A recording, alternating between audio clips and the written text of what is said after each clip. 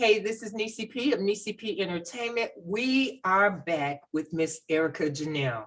And today is such a special day. It's such a special day. This is the day we have been waiting for quite a while. So Yes. Miss Erica, tell us why this is a special day. Well, today is the official launch date of my book. Yay! Yay!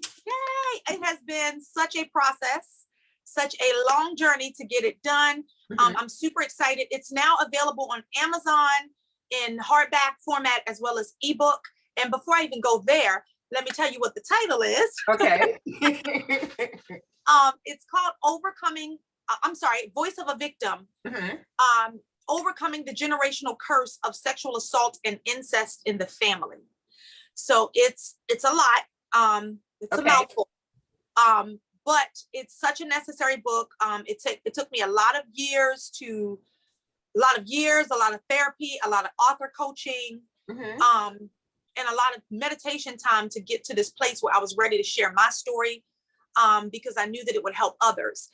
But before I get into that, I want to let everybody know that it is available on Amazon in both ebook and hardback format.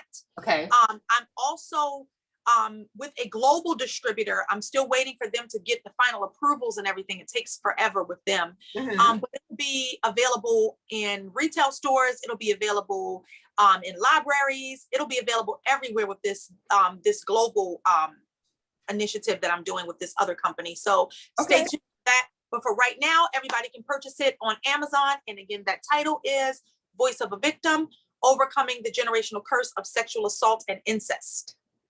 Well, Erica, tell us how you came up with the title. I mean, because I can hear the passion in your voice when you even mention that. So how did you come up with the title for that? Well, for me, the first part, Voice of a Victim, I feel like so many people that have been victims of sexual assault, of domestic violence, of incest, any of these types of taboo type topics, they tend to not use their voice. They tend to hide, or they tend to feel ashamed, so they don't feel comfortable sharing their story. So a lot of people are silenced. So for me, the voice of a victim part of this was to give voice to what most people won't say, or most people that have been through this want to say, but don't feel the strength or the ability to talk about it. Okay. So I'm giving voice to those victims by using my story. So I kind of look at myself as the martyr. I put myself out here so that other people can feel comfortable to be able to share their stories. And that's my prayer. My prayer is that they'll be able to do that. And then I want to go with the second part of that title, which is overcoming, because we're no longer just victims. I don't even consider myself a victim. I consider myself an overcomer, because I did not let my journey hinder my progress in life.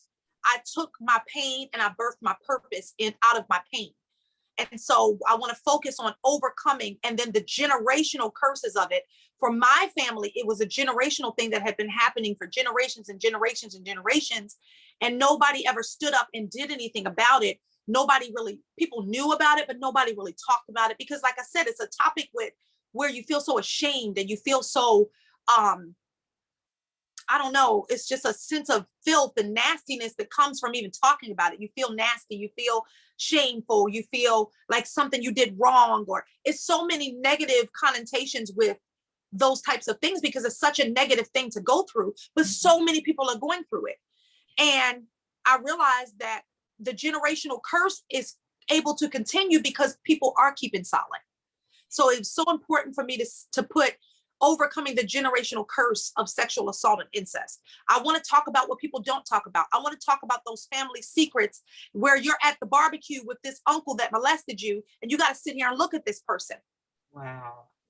It happens. Yeah. In more families than people would like to admit. Yeah. I'm not unique. I look at my situation, my specific story. There are stories about some of the generations before me and some after me that have dealt with some things. My story to me isn't quite as traumatic as others. Others in my family have went through way more trauma than I did. But even then, they were able, my mom especially, she came to me and she was like, I really was supposed to write this book. She's like, but I wasn't strong enough. And she's like, God used you to do it. And that was like the biggest thing that I could have ever, the biggest compliment or the biggest release I could have ever received, because I felt like my family would look at me crazy for talking about it, because nobody wants to talk about it. Everybody wants to act like it doesn't happen. You want to sweep it under the rug. But when my mother, who went through so much, and her story is in my book, and when she came to me and told me what she said to me, that released me. I was like, I don't care what anybody else thinks at this point, because the one person that went through more than most of us have been through was able to give me her, like, co-sign me and say, share your story. Okay.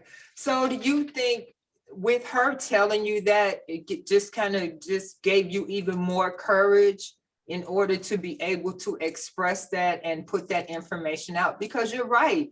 Those are some of the things that families keep within the family. Mm-hmm. You know, it's like sometimes when you're growing up and your mother says, what goes on in this house stays in this house. You know, and you are not allowed to express that or tell. And then to me, I think a lot of times if you were to express that, there are family members that won't believe you. Yes.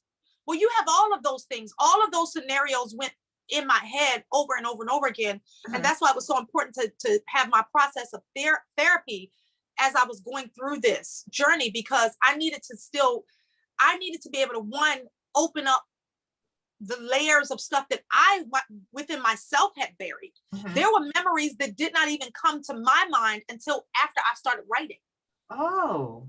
That I buried. And I was telling my therapist about it, and I was telling her, she was like, wow, she said, you know, that actually happens, because it's like your brain creates a protective barrier to trauma to where you don't lose your mind. So it's like you will literally forget certain things that have happened to you for the sake of you keeping your sane mentality, like sane.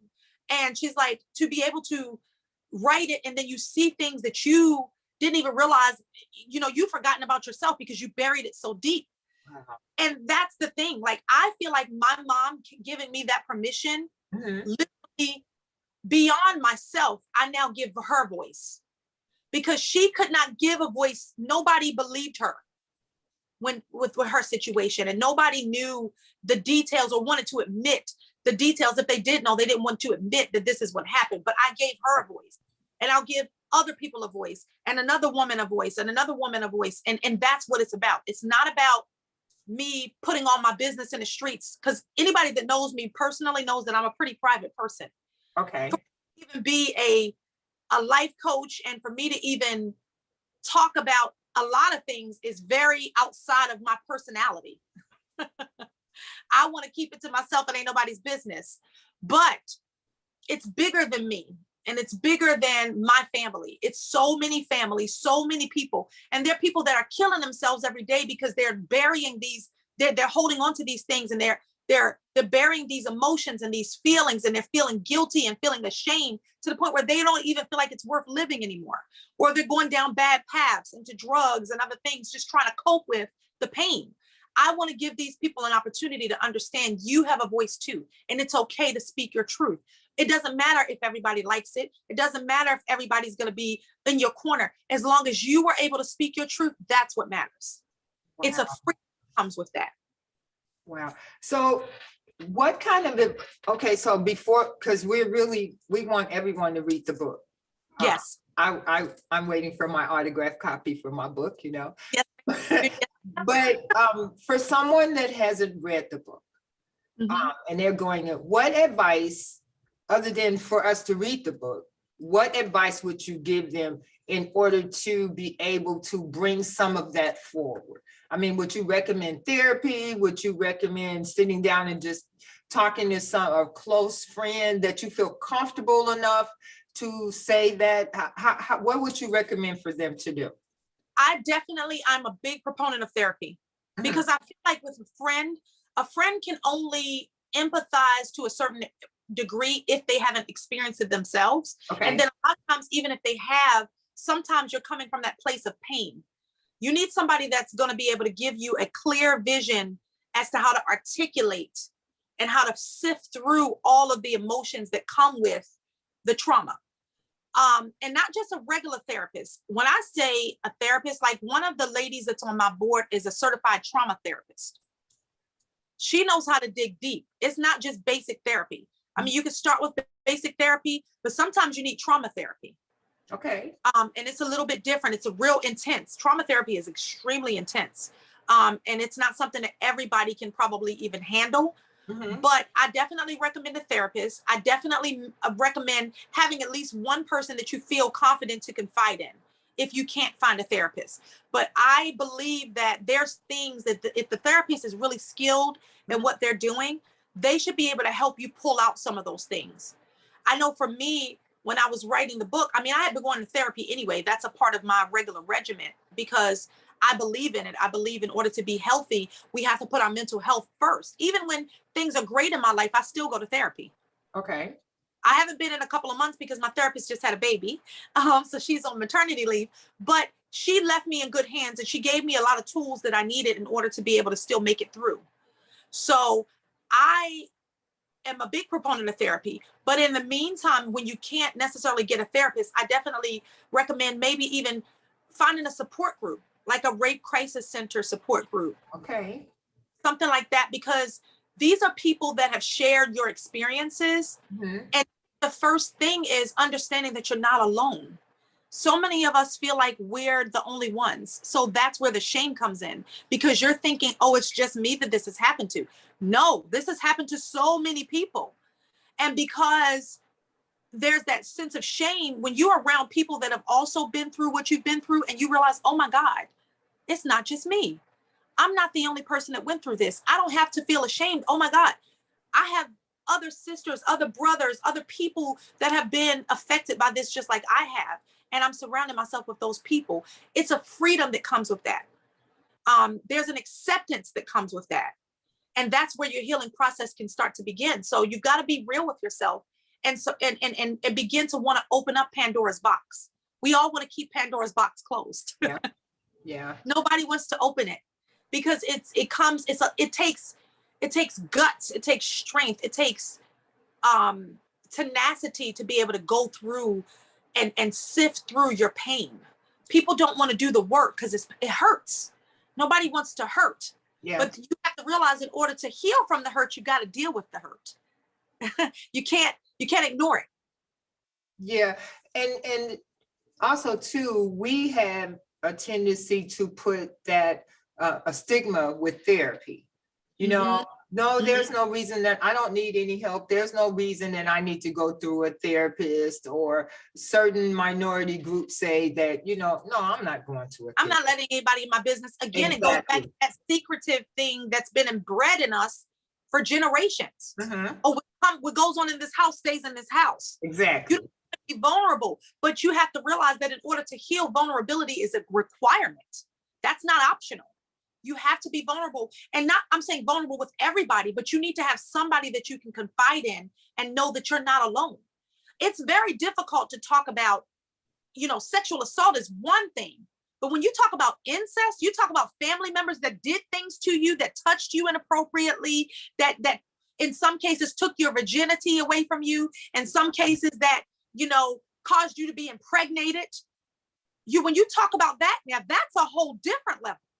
That's not like a stranger off of the street coming and raping me. That's somebody that I'm supposed to be able to trust. Yeah. That's somebody I'm supposed to be able to feel comfortable around. And it's a whole different level when you get to that place. And so that's why I want to talk about it, because there's not enough people talking about it and there's not enough voice given to it. And so the generational curse continues. The silence keeps the perpetrators feeling comfortable to continue to do it. Yeah. The silence keeps the people from talking, the family members from talking to one another and coming up with some type of solutions and some type of healing programs as a family, because nobody's talking. So this is meant to start the conversation. Let's start the conversation. Let's start the reaching out to therapists or support groups and finding those resources to help you get through your situation. And that's what my nonprofit is about. We're here to help you find those resources. You're not alone.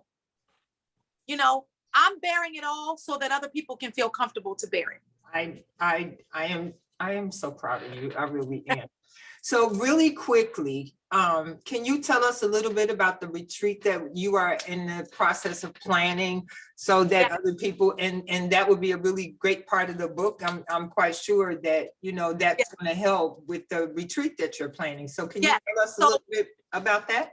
Definitely. So my plan is I'm waiting on the government funding from grants to be awarded for this retreat. But my retreat is going to be held in October, and I am going to reach out to battered women's shelters as well as rape crisis centers within the DMV area. Okay. And I want to get 75 women, get them in this location, undisclosed location, for their safety, where there will be security. We're going to have self-defense classes. We're going to have trauma therapy. We're going to have life coaching. We're going to have yoga and meditation sessions for 2 days. I want to get these 75 women in this one facility, and we're going to do a whole healing for 2 days. A part of that retreat is going to be me giving that book to those ladies. So not only can they take what they learned from the retreat, but they can take that book and it can give them some boldness and some ability to speak their own truth. Wow. So it's my baby. This is something oh my God, I cannot wait to be able to do it. I'm just like, come on, government, I'm ready for this money. Okay, so is there a for those 75 women, what are the requirements in order to participate in the retreat? So what I'm doing is I'm dealing with the heads of the rape crisis centers and the battered women's shelters. Okay. They are to tell me the people that they feel are in need of this program the most. Okay. Those are the people that they're going to nominate, and then we're going to pull from those people. Okay. We're going to get charter buses. We're going to have our own security. It's going to be a undisclosed location. It's all female. So I want the women to feel safe, because a lot of people that have been through that trauma are devastated by the presence of men sometimes. Yeah. Probably the only people that we may have that will be male will probably be the security. Okay. And if I can find all female security that's going to whoop some behind if need be, then I'll get those too. That is so awesome. So can women volunteer to help you, or do you already have your staff in place that are going to participate in the different classes that you're going to have? So we're definitely looking for volunteers. And the thing is, with the volunteers, they will all have to sign confidentiality agreements. They will all have to go through training.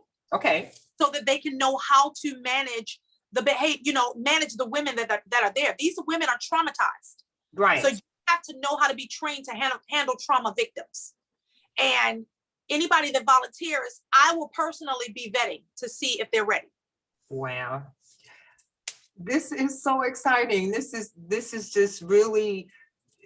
just awesome. And again, I am so proud of and just the ideas that you have, the book that you have written. I congratulate you, my sister. Oh, thank you. I really do. Don't make me cry. I'm emotional today because this has been so much therapy. This has been so much author coaching. I had an author coach who was amazing. Okay. So if you're watching, she really, really, really helped me so much. Because I wanted to quit so many times. I was just like, this is too much. Like, I don't even want to talk about this stuff myself. But I'm so happy that I was able to do it because, it's not about me. Like, I want us to change this dynamic. I want other families to break this curse. When things were exposed in my family, we actually sat and had a family meeting. And we talked about things that nobody has ever done before. Wow. That was a breakthrough. I'm talking generations way before I was born that had gone through these things, and we all sat and talked. And it was a blessing to be able to have the older and the younger generations come together and as a family make a commitment to talk to each other, to make a commitment to have these conversations and these dialogues. And that's what I want for every family that's been a victim of these types of trauma. Because that's when the healing takes place. It's not just with you. It's not just with me. It's when we can do it for the entire family. And then we can teach somebody else that we know of that's been through that. And they can take that information and take it to their family. and then they can take it to their family, and it spreads. We need it to spread like negativity. We need this positivity to spread. Okay. So what happens to, okay, so you have, and we're not going to call them, I'm not going to call them victims. I'm going to call them survivors. I call them survivors and victorious. That's who I call them. Yes. Overcomers. Yes. Yes, overcomers. So what happens to those family members? I know I just try to sit here and figure out if you're having a big family meeting and but you're also confronting those family members that participated in all of this. Mm-hmm. How do you approach them and to be able to deal with it? Because you have the overcomers and the people that started this process in the first place. How does that work? Well, I think it depends on every family dynamic is different. Mm-hmm. In some instances, I'll speak for my family. In some instances, some of those people are deceased. Okay.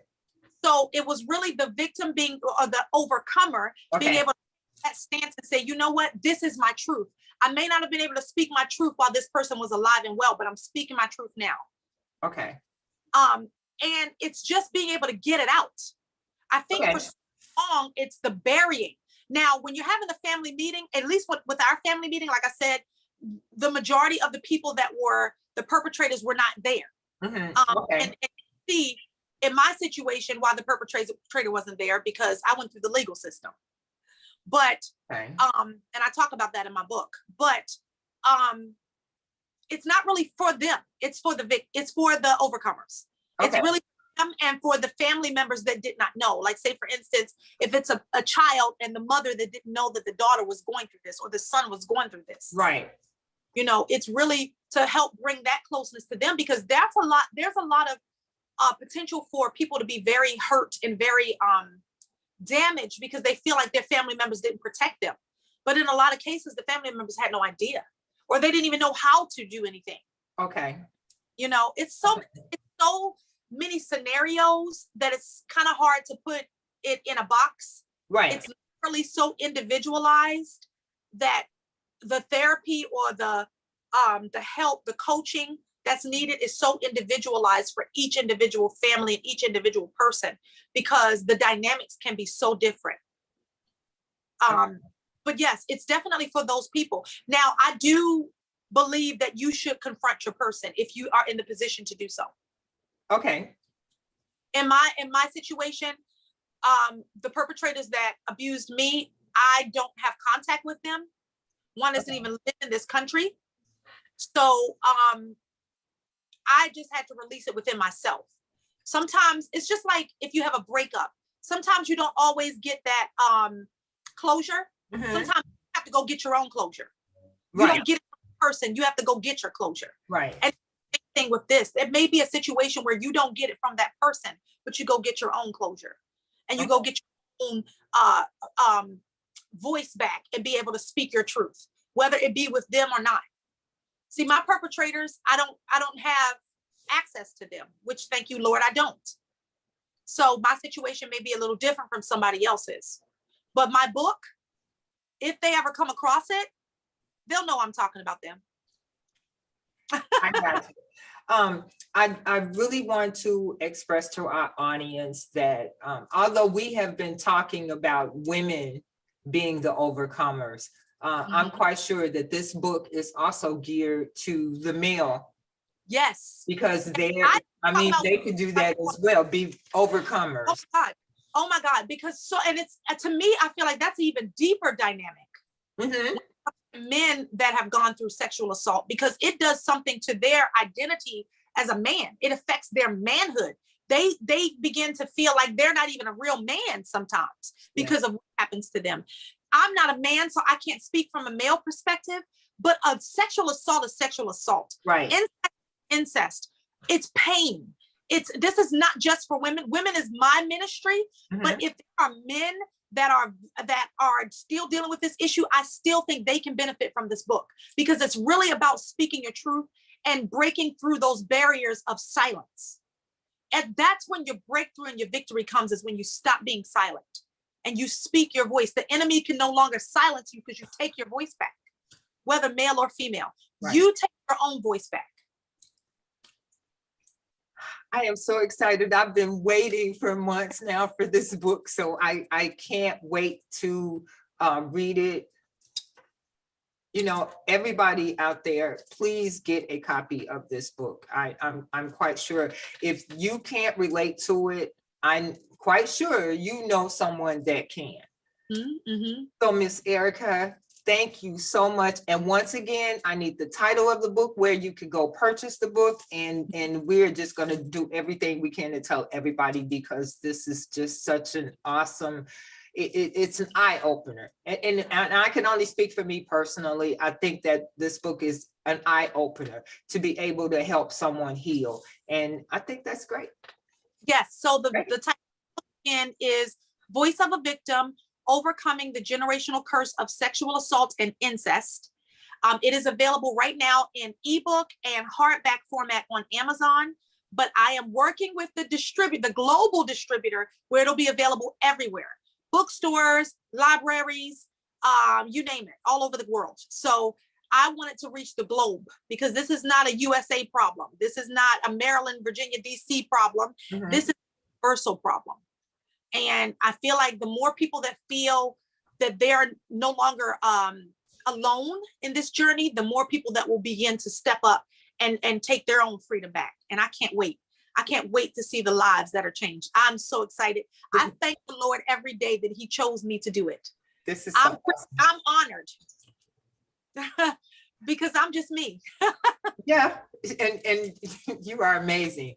As you guys can tell, Erica is a dynamic speaker, and she also does life coaching. So Erica, please tell everyone how to get in touch with you if they want some advice for you, or to be able to just connect with you. How would we get in touch with you? Definitely.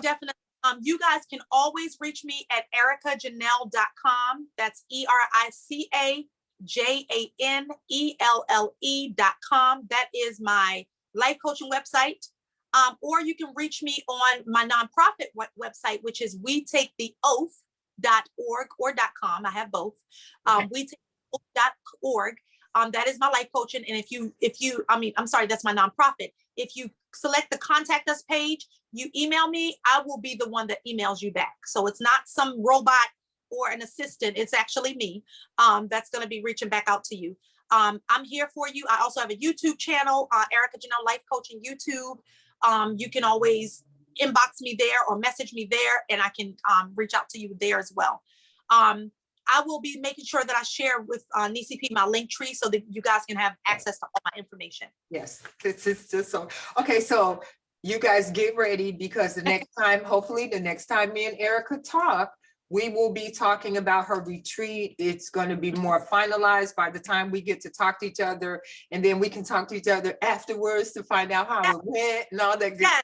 The retreat, also the music, because the album is, I'm still album, so that's coming out as well. So hopefully by the fall. I'm busy, but I love it. I know you do. Erica, thank you so much. I had been looking forward to this day. And so thank you for letting me have the opportunity to say the book is here. The book is here. Thank you for sharing my vision and understanding my heart and my passion behind what I do. It's not, this road is not easy. It's not easy to be the face of this. It's not something I even wanted to sign up for, but it's something that God called me to do. And I am so convicted to do it. And I thank you for people like you and for others that understand why this message is so important to get out to the masses. Yes. Thank you for having me. I love you so much. You know how I feel about you, Auntie Nessyp. You know, you're my niece, girl. We got this. Okay, again, this has been Nessyp of Nessyp Entertainment. Look for Erica. Look for her book. She's coming out with music. She's coming out with a retreat. So Erica's going to be all over the place. And if you can't get in touch with Erica, get in touch with me, and I'll get in touch with Erica for you. Absolutely. Love you, darling. Bye.